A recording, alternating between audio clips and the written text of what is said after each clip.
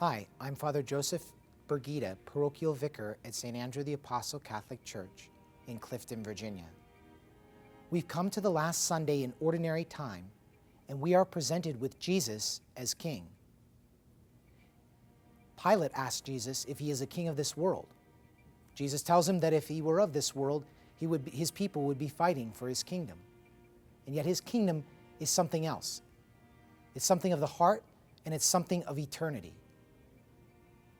The feast, this is relatively a new feast, established in 1925 by Pope Pius XI, as it was a response to the really secularism, people falling away from realizing Christ as the center of their hearts and of nations.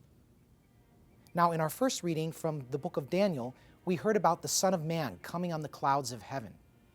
And he's presented to the Ancient of Days, who is God the Father. And he receives a kingship and glory, and all nations will serve him. This is the destiny of all peoples, that we are all to serve Christ, King. Now, when we hear king, we can be afraid that it's a despot or somebody who's going to take away our freedom. And yet, Jesus is the King of love. He comes to lead us into freedom, to bring us joy, to bring us into his kingdom of happiness and peace. When we come to the end of the year and we think about the kingship of Christ, we think about the end of time and how everything will be presented to the Son, and the Son will then present all of creation renewed to his heavenly Father. That's what Daniel's vision is about. We're called into this kingdom of love, this kingdom of Christ, this kingdom of eternal happiness.